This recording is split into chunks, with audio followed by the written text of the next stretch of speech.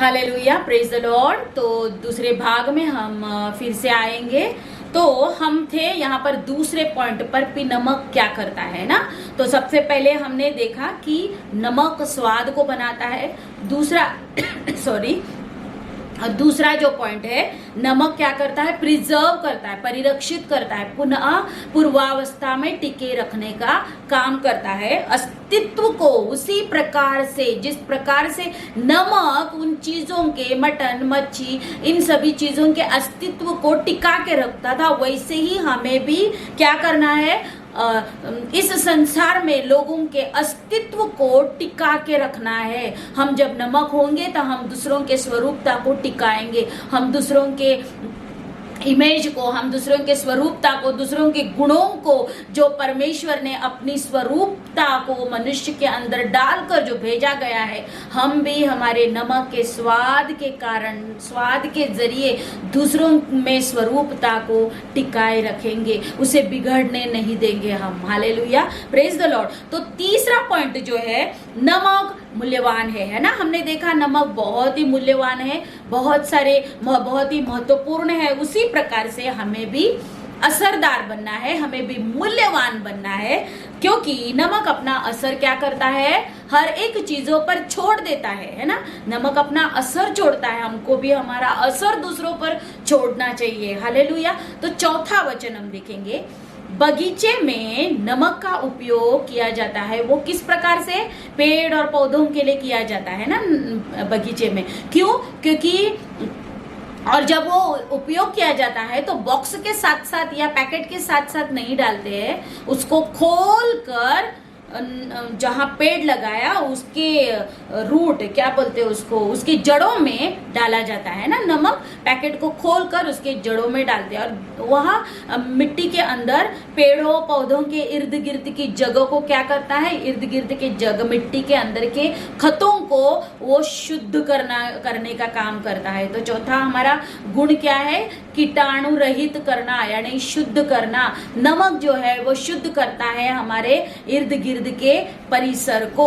नमक के अंदर जो नाइट्रेट है, जो नाइट्रेट पदार्थ है, वो पत्तों को उगने के लिए मदद करता है, एवं पत्तों की क्वालिटी को अच्छा बनाता है। कई कई झाड़ों में हम देखते हैं कि पेड़ पौधों के पत्ते जो है कीड़े खा कर ना उसे खत्म करते, या कोई कोई पौधे जो होते हैं उसके पत्ते मुरझाए हुए ऐसे टेढ़े मेढ़े तैयार होते हैं, ताकि उसके अंदर से सही रीत्या बढ़ोतरी नहीं होती है। तो नाइट्रेट क्या करता है, उसके अंदर के गुणों से वो पत्तों की अच्छी बढ़ोतरी करता है।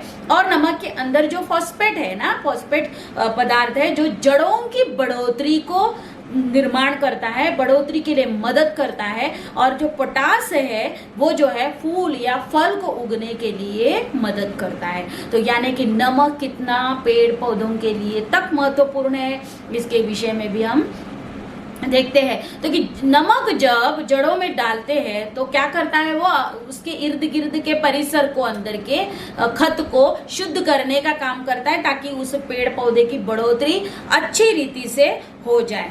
पांचवा पॉइंट हम देखेंगे, नमक जब डाला जाता है ना, पेड़ पौधों के अंदर डाला जाता है, तो वो सीधे धूल मिट्टी के साथ संपर्क में आता है, यानी कि मिट्टी कचरे के साथ संपर्क में आता है।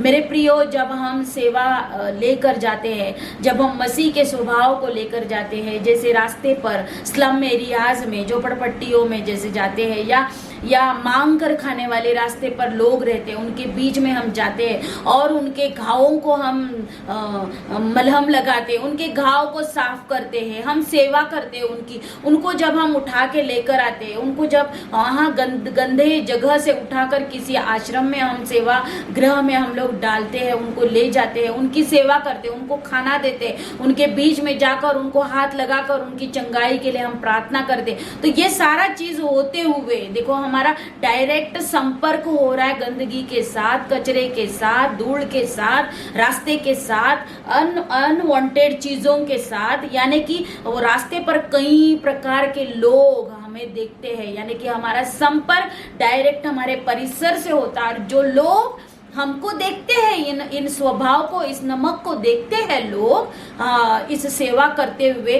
तो वो असर, वो नमक, हमारे अंदर का जो नमक है वो हमारे इर्द गिर्द के परिसर पर भी असर करना शुरू करता है। मेरे प्रियो, कई लोग ऐसे कहते हैं कि हाँ मसीही लोग ही ये कर सकते हैं और कोई नहीं। ये क्या है? ये मसीही लोगों के अंदर के नमक का स्वाद है, जिन्होंने उस स्वाद का असर छोड़ दिया है मेरे प्रियो।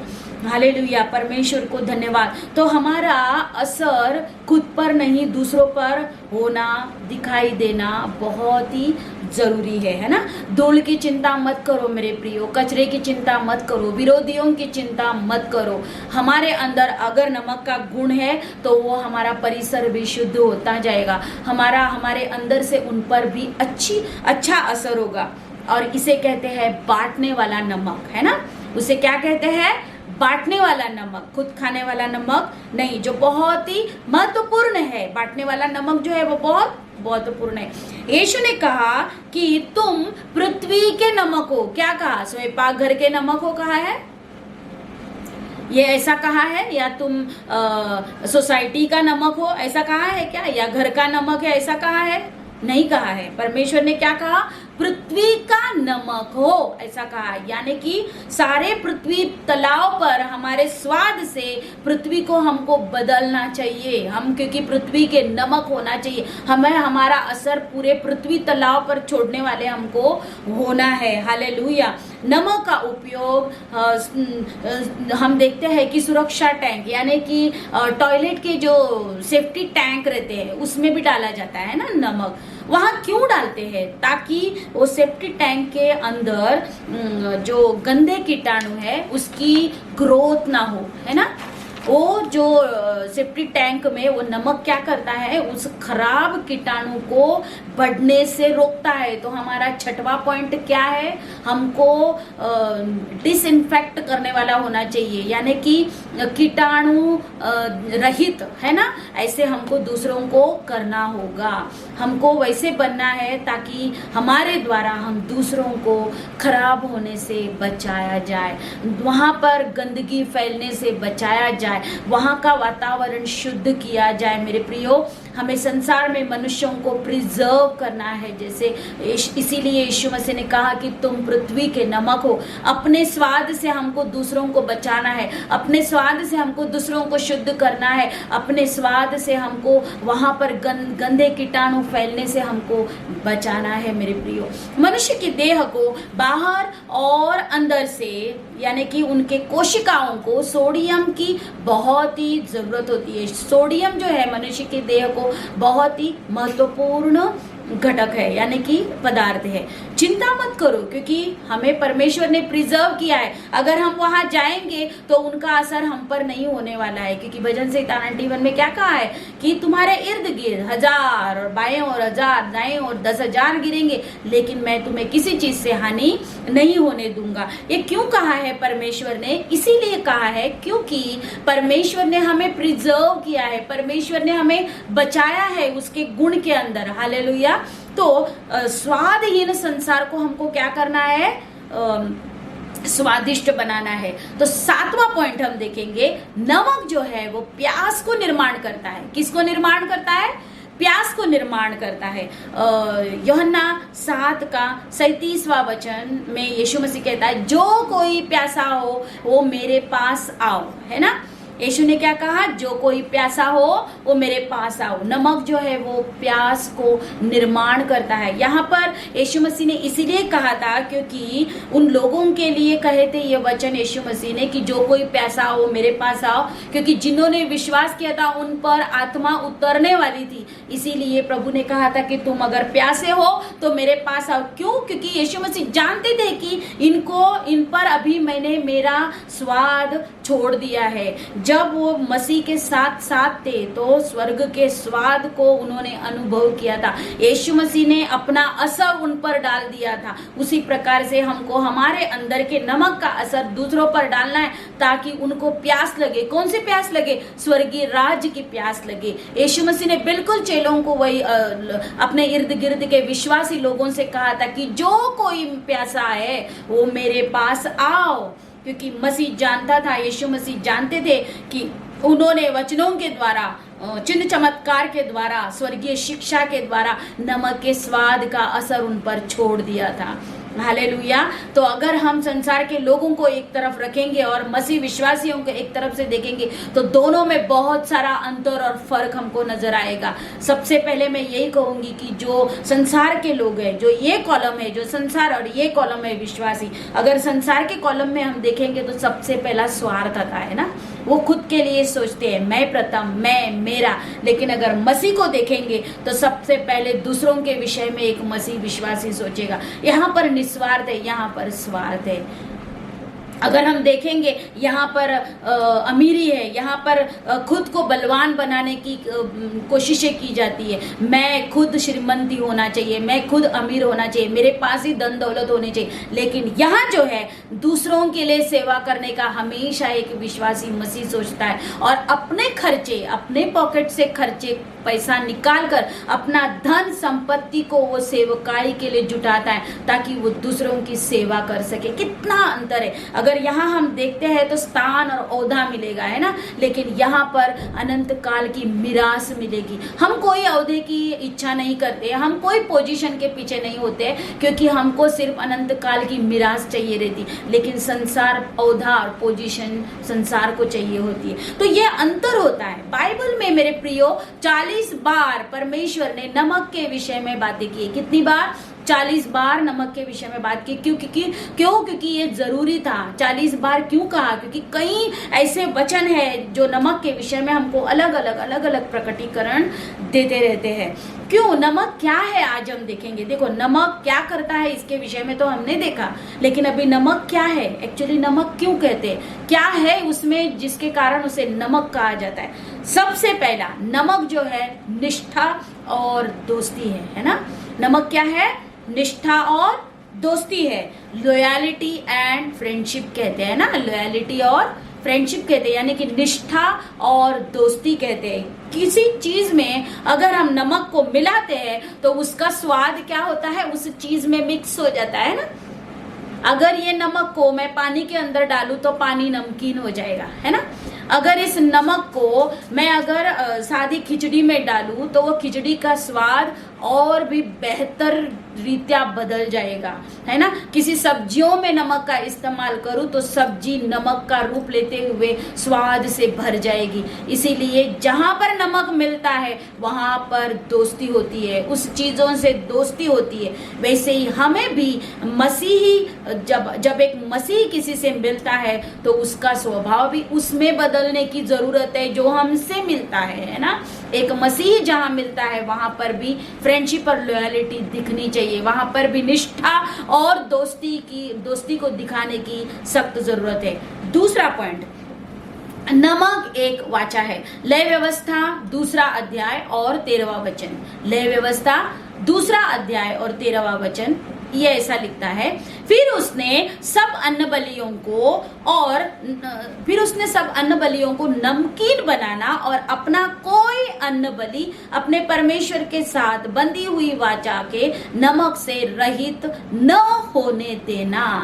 यहाँ पर लिखा है अपने सब चढ़ावों में क्या करना, चढ़ावों को नमक के साथ चढ़ाना लिखा है।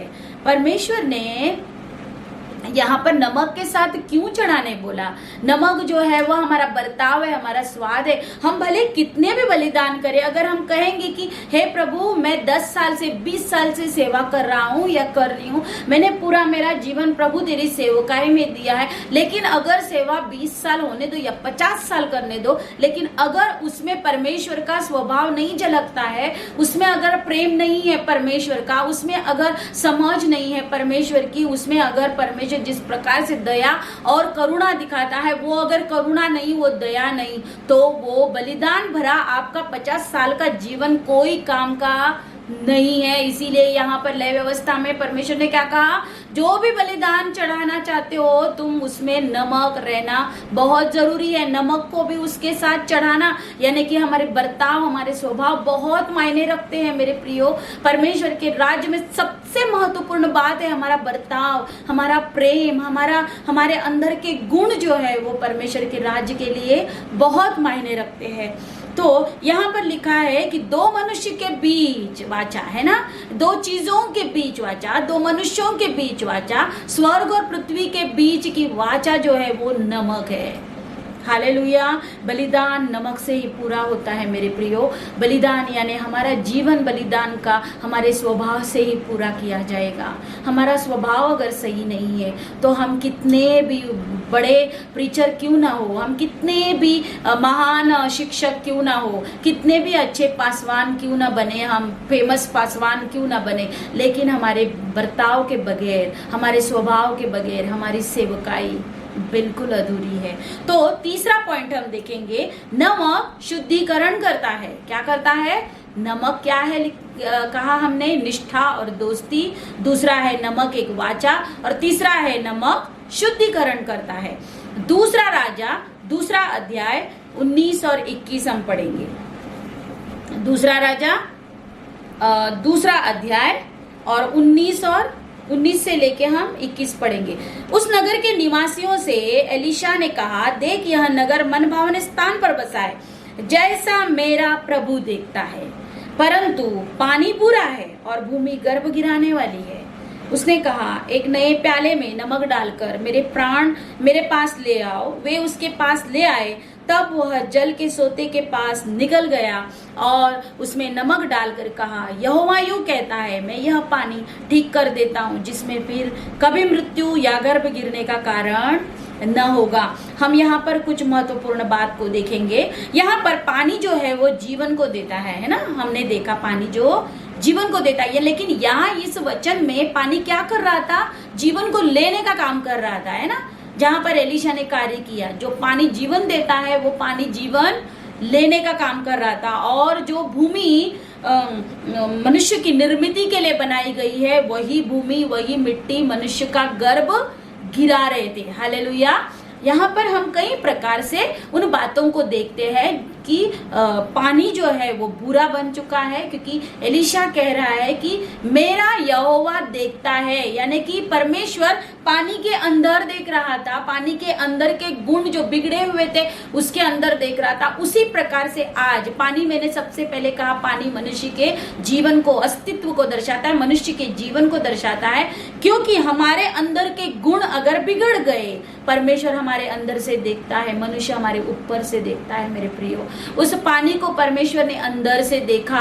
एलीशा कहता है, यहोवा मेरा देखता है, यानी कि परमेश्वर अंदर से देख रहा था पानी के गुणों को और मिट्टी के गुणों को, क्योंकि यहाँ लिखा है भूमि गर्भ गिरा रही थी। तो यहाँ लिखा है मेरा प्रभु देखता है ना, यानी कि परमेश्वर अंदर से देख रहा था पानी के अंदर के गुण को, जहर को जो जान लिया जा रहा था। उसमें एलीशा ने कहा कि पानी में नमक डालने के द्वारा परमेश्वर ने उस पानी को ठीक किया, है ना। पानी में सिर्फ नमक डाला और एलीशा ने यहोवा से प्रार्थना किया और वहां पर पानी को ठीक किया गया, क्योंकि एलीशा नमक के गुणों को जान चुका था। एलीशा एक खुद परमेश्वर का नमक था, इसीलिए उसके हाथों के द्वारा पानी में नमक डालने के जरिए परमेश्वर ने वहां पर महान कार्य किया, उस पानी को ठीक किया। यानी कि नमक जो है वो क्या करता है? वो शुद्धिकरण को करता है। तो मत्ती 5:13 में हम फिर से आएंगे, है ना। तुम पृथ्वी के नमक हो। क्या कहा हमको? तुम पृथ्वी के नमक हो। हमको इस गुण को समझने की सख्त जरूरत है। हमने देखा निष्ठा और दोस्ती, हमने देखा नमक एक वाचा है, हमने देखा नमक एक शुद्धिकरण करता है। तो चौथा हम देखेंगे नमक संगति को दर्शाता है। हालेलुया। प्रेरितों का अध्याय प्रेरित दूसरा अध्याय और 46वां वचन में जब हम देखते हैं कि चेले संगति करते थे, जब जो मनुष्य के अंदर स्वाद है स्वर्ग का, वो हमेशा संगति करेंगे। प्रेरित संगति कर रहे थे, चेले संगति कर रहे थे। नमक जो है वो मिलाता है, नमक तोड़ता नहीं है, नमक मिलाता है। नमक जीवन को बढ़ाने का काम करता है। नमक अपने जिंदगी में आशीषों को लेकर आता है। नमक जो है वो संगति को दर्शाता है। हमेशा एक मसीह जो है, चेले जिस प्रकार से मिलते थे और रोटी तोड़ते थे, तो हमेशा एक मसीह को क्या करने वाला होना चाहिए? संगति को करने वाला होना चाहिए, जोड़ने वाला होना चाहिए। अपने स्वाद के कारण वो संगति दूसरों पर छोड़ देता है, यानी कि वो असर छोड़ देता है। आइए हम सब कहेंगे इस वचन को। क्या कहेंगे? सब कहे, जैसे मैं कह रही हूं, मैं परिवार का नमक हूं। आप कहेंगे मैं परिवार का नमक हूं। विश्वास के साथ कहिए, मैं मेरे कार्यस्थल या ऑफिस का नमक हूं। क्या हम ऑफिस के नमक बनना चाहते हैं? तो कहे हम ऑफिस के नमक है। मैं मेरे आस पड़ोस, मेरे इर्द गिर्द, मेरे सोसाइटी का नमक हूँ। कहे मैं मेरे आस पड़ोस के मेरे सोसाइटी में मैं नमक हूँ। हम इस देश के नमक है। कहे सभी लोग, हम इस देश के नमक है। Praise God, hallelujah. परमेश्वर आप सभी को इस नमक के स्वाद में बदल रहा है। बहुत ही अच्छी बात है ना? आमेन। तो 5वां जो पॉइंट है, नमक परमेश्वर की उपस्थिति को दर्शाता है। मेरे प्रियो, जहां हम जाएंगे वहां परमेश्वर की उपस्थिति होगी। जहां हम जाएंगे वहां परमेश्वर का अभिषेक होगा, क्योंकि हमारे अंदर पूरा का पूरा स्वर्गीय स्वाद भरा हुआ है। हालेलुया। तो नमक अच्छा है कहा है ना? मरकुस का 9 अध्याय और 50वां वचन में लिखा है, नमक अच्छा है। लेकिन अगर नमक का स्वाद बिगड़ जाए तो कोई काम का नहीं। नमक कब बिगड़ता है मेरे प्रियो? क्यों कहा है नमक बिगड़ सकता है क्या? नमक दूसरों को प्रिजर्व करता है, दूसरी चीजों को बनाते। यहाँ लिखा, अगर नमक का स्वाद बिगड़ जाए। नमक कब बिगड़ता है? जब नमक के अंदर अधिक मात्रा, बहुत मात्रा में मिट्टी मिल जाती है, तो नमक मिट्टी का रूप ले लेता है, नमक मिट्टी बन जाता है। यानी कि बड़ी मात्रा में यदि मिट्टी मिलाया जाए तो नमक बिगड़ जाता है। हालेलुया। तो वो किसी काम का नहीं होता है ना? वो स्वयंपाक घर में हम खाने के लिए इस्तेमाल नहीं कर सकते हैं, ऐसा है। तो मिट्टी का गुण जो है वो सांसारिक काम को दर्शाता है। मैंने सबसे पहले कहा था, मिट्टी यानी कि नम्रता, संसार, हमारा अस्तित्व। मिट्टी जो है वो सांसारिक गुण यानी कि व्यभिचार, गलत व्यवहार, लतों के कारण, नशा, लते हमारे परिसर में, हमारे इर्द गिर्द की छवि को बिगाड़ देता है। जैसे मिट्टी मिलने के बाद नमक अपना गुण छोड़ देता है, वैसे ही हमारे अस्तित्व को, हमारे छवि को हम दूसरों के सामने छोड़ देंगे मेरे प्रियो। हालेलुया। तो इस प्रकार से हम देखते हैं कि कैसे हमारा नमक हमारे स्वाद को, हमको अगर बिगाड़ा जाए तो हम दूसरों की नजर से कैसे गिरते हैं।